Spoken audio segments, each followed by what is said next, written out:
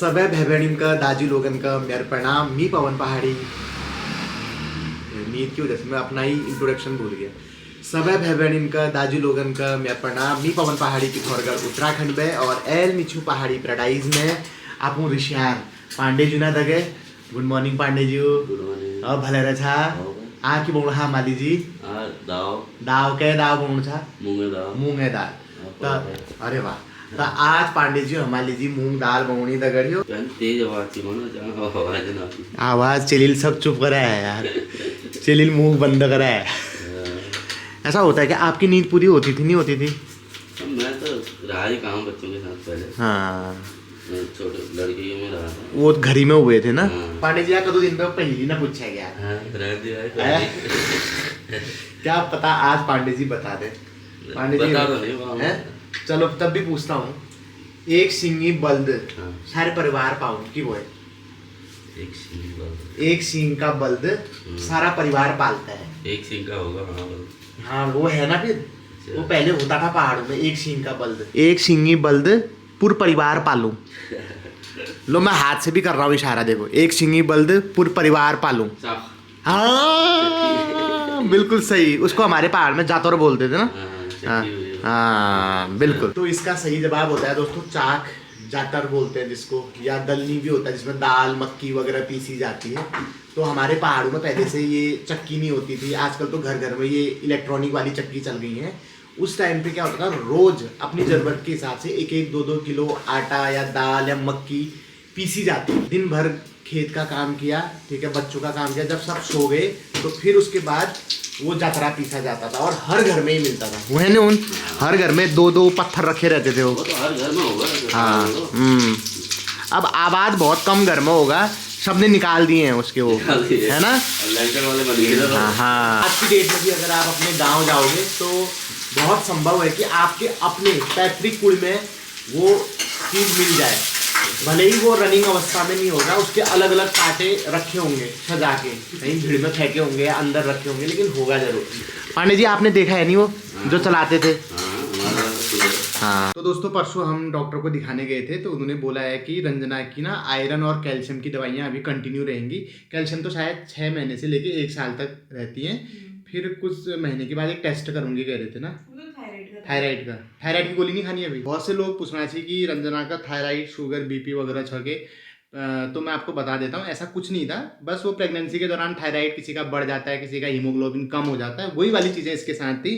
और थोड़ी बहुत इसकी आयरन गमीज बची हुई हैं, ये खाएगी, ठीक है। और कैल्शियम की गोली बची हुई है, वो भी बची हुई हैं। आंगनबाड़ी में भी मिलती हैं दोस्तों कैल्शियम और आयरन की गोलियां। इसी बीच पहाड़ी पैराडाइज में मामू की हवेली से 2 प्रतिनिधि आए हैं मम्मी का भिटोला लेके, ठीक है। सबसे पहले मैं आपको मिलाना चाहता हूँ मेरे छोटे भाई आशु जोशी जी से। ये देखिए बहुत स्मार्ट है गाइज। कैसे हो आप? कैसे हो? पिज्जा नहीं होगा तो बोलेगा भी नहीं, पिज्जा चाहिए ना। और साथ में आई है हमारी बहन बासु। कैसी हैं आप? तो दोस्तों मेरे छोटे मामा के दोनों बच्चे आज भिटौली लेके आए हैं क्योंकि मामा की तबीयत थोड़ा सा आपको पता ही है अस्त व्यस्त व्यवस्थित है। तो अरे भाई क्या क्या भेज दिया मामा ने। गाइस आप देख सकते हो यहाँ पे मम्मी के लिए इतनी बढ़िया साड़ी भिजवा रखी है मामा मामी ने, साथ में लिफाफा भी है। मामी बहुत अच्छी मठरी बनाती है गाइस, ये मामी ने भेजी, मैं अभी खा भी लेता हूँ। बेसन के लड्डू भेजे हुए हैं, बूंदी के लड्डू हैं, खजूर। अरे वाह ये दूध, ये भी बहुत क्रंची हो रहे होंगे, खा के देखना आप। बहुत बढ़िया है। आज तक तो तेरे बिटौल अकाउंट में ऊँची वहाँ की तू वहाँ रोची पहाड़ी बाकली में। अब आज देख लेते को पकाया तताया मिल गया और एकदम मतलब एकदम सरप्राइज पता भी नहीं था। पता नहीं कि न फोन न कुछ। हाँ। मतलब जैसे पहले के लोग आते थे, हाँ। न कोई व्यवस्था थी न कुछ था। हाँ। अचानक आते थे उस तरह से आए हैं। कोई बात नहीं आंसू, हम तुम्हारी व्यवस्था करेंगे, शाम को 1 क्वार्टर लेके आऊंगा तेरे लिए, ठीक है। तुम यहाँ तक आए और आंसू बासु को लेके आया है दोस्तों। मामा की जगह पे आंसू आया है और मामी की जगह पे हमारी बासु आई है। और ये दोनों भाई बहन है दगड़ियों। अच्छा लगता है अपने भाई के बच्चे इस तरह आए हैं। हाँ मतलब बहुत अच्छा लग रहा है मुझे, मेरे मतलब इतना अच्छा मानते हैं। ये मामी ने बनाए खजूरे, ये इतने बढ़िया क्रंची हो रखे होंगे ना, देख लो मुंह में रखती गल जा रहे हैं। रंजना देवी भी यहाँ पे मामी के भेजे हुए सेम खा रही है। एक बार टेस्ट करके बताओ। एकदम परफेक्ट हो रहा है। नमक, फ्राइज, नमक और क्रिस्पीनेस और मैदा सब कुछ एकदम बढ़िया। ये किस उपलक्ष्य में खा रही हो पता है क्या? बिटौली आई है किसकी? मम्मी।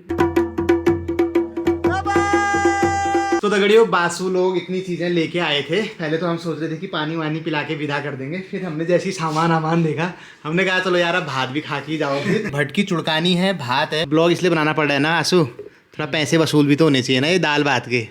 हाँ, जो हमारे तेल के पैसे लगे उसके क्या। तो दगड़ियों आज अमिल बहुत दिन बाद भटर चुड़काना और भात बना रहा हूँ, साथ में खीरा और प्याज का सलाद है। પણ આ મિત્રો બધા પ્રેમથી ભાવથી ઘોળ ઘણો કરો છે એમનો ભાવ છે ત્યારે। तो दगड़ियों दिन के 2:30 बज चुके हैं और अब रंजना देवी मेरी माता देवी को साड़ी पहनाती हुई। रंजना भले ही साड़ी बहुत कम पहनती है पर उसको साड़ी पहनानी बहुत अच्छे से आती है। गाइस आज कहाँ जा रही है? आज मेरी प्यारी ननद के वहाँ हाँ कीर्तन है।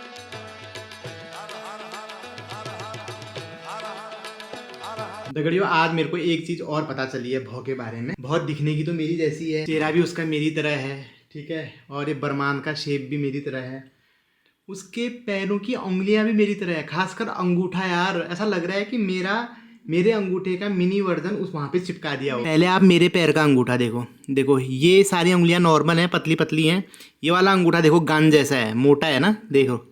अब इसका दिखाता हूँ मैं आपको। ये हमारे भौ के पैर हैं, ये वाला दिखा दो। ये देखो इसका अंगूठा देखो आप, यानी ये मोटा। भाई साहब नाखून की शेप भी सेम मेरी तरह है यार। तुम्हारी तरह है वही तो। ओ भाई, और देखो चारों अंगुलियां पतली हैं। हमारे लिटिल फीट हैं ये, लिटिल फीट। और वो आज बेहोश हो गई है क्योंकि आज वो नहाई है। गाइस अभी ना हम इसको एक दिन छोड़ के नहला रहे हैं, और जिस दिन ये नहाती है ना उस दिन ये इतने मजे से सोती है ना, बिल्कुल घोड़े बेच के।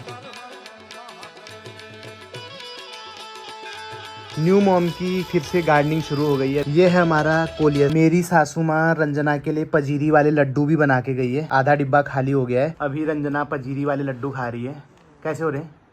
पापा यहाँ पे अपनी बुआरी की मालिश के लिए जड़ी बूटी तैयार करते हुए इस कढ़ाई में आदिवासी मसाज ऑयल तैयार हो रहा है। दगड़ियों सरसों का तेल है, उसमें लहसुन की कलियाँ हैं, अजवाइन है और मेथी दाना है। इन तीनों को पकाया जा रहा है।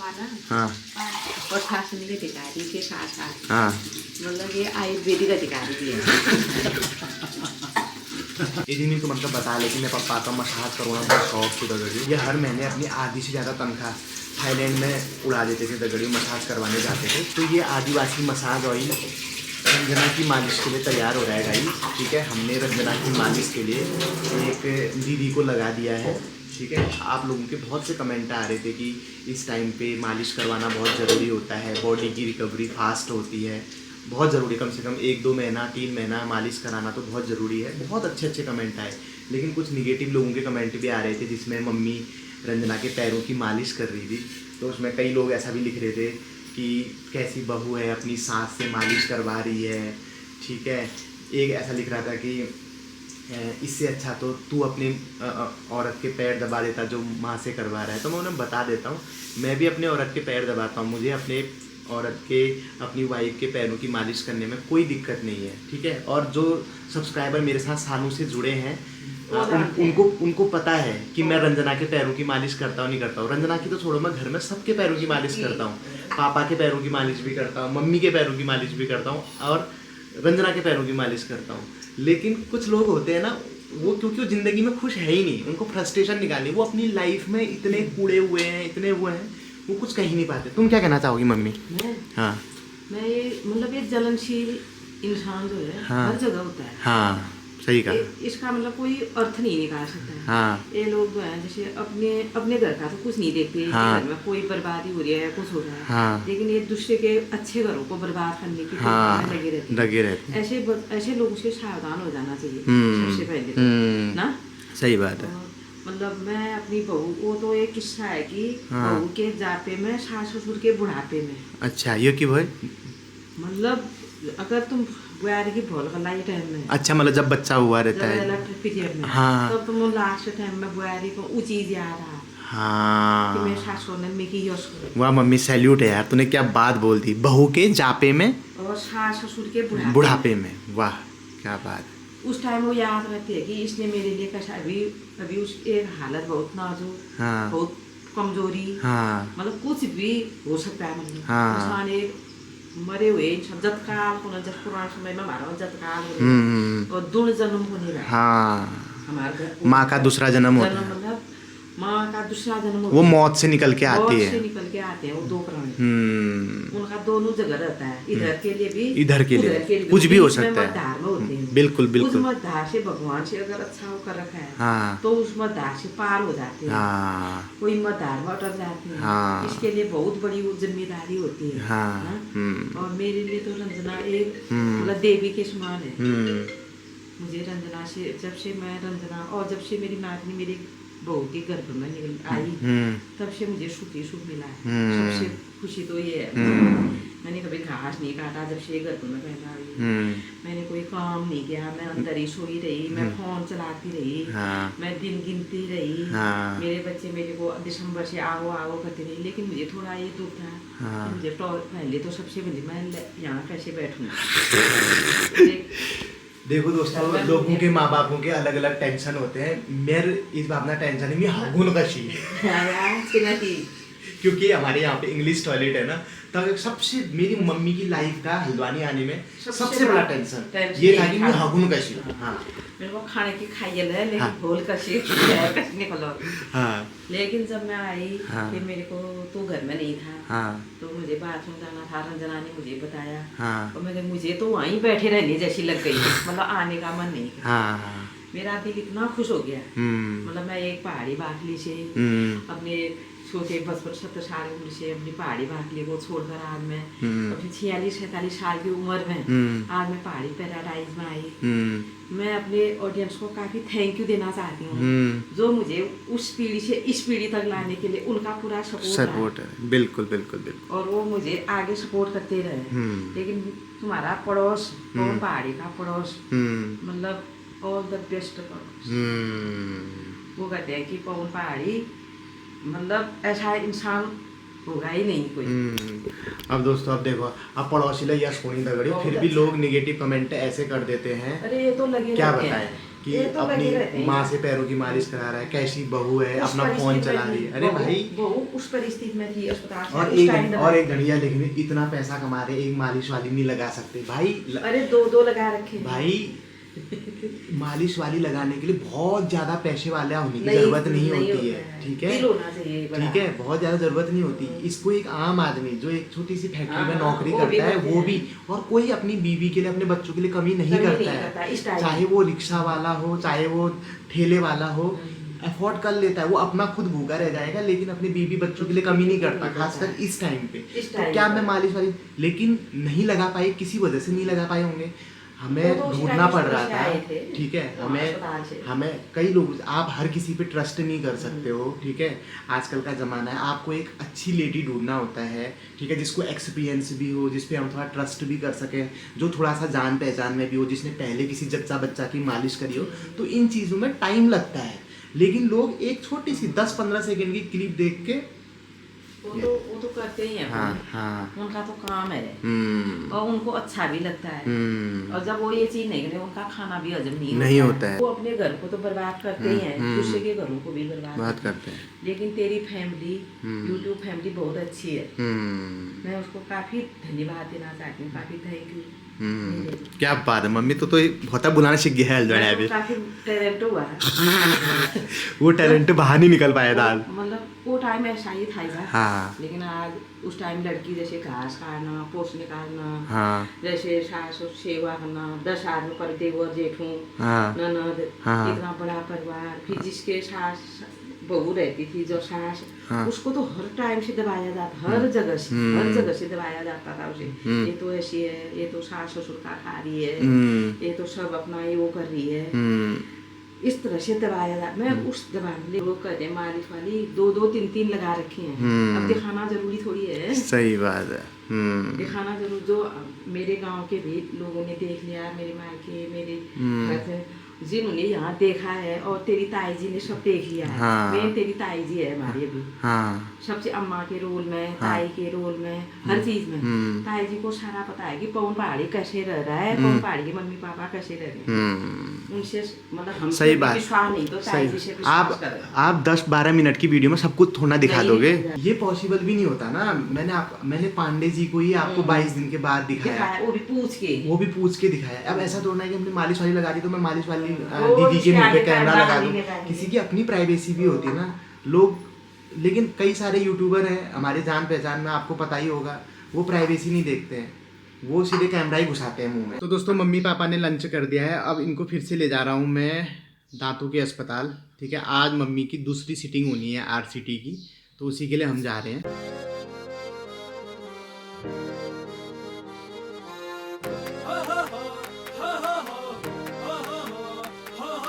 इधर दांत दिखाई पे आ गया और आज उसकी सेकंड सीटिंग भी हो गई है, एक दांत में RCT हो गई है। अब कल इनू लंच, ये रहा हमारा आज का लंच। मूंग की दाल है, खीरे का सलाद है और ये देखो स्नैक्स के रूम में सेम है। दगड़ियों अभी पापा टाइम पास करने के लिए पपीता काट रहे हैं, ऐसे ही छोटे खाने की चीज़ों में खाने में टाइम पास। ये रंजना का खाना लगा हुआ है और जैसे ये खाना लेके आ रही थी ना, अब मैं खाना खाती हूँ करके, वैसी उड़ गई है। अब इसने पोटी कर दी। उस टाइम ठीक खाना बखा घर में भैर जान बखा ब्याह बरात में जान बखा हक दिन। अगर बच्चे तुम्हारा खाना खाते टाइम पॉटी कर रहे हैं तो मतलब वो नॉर्मल है।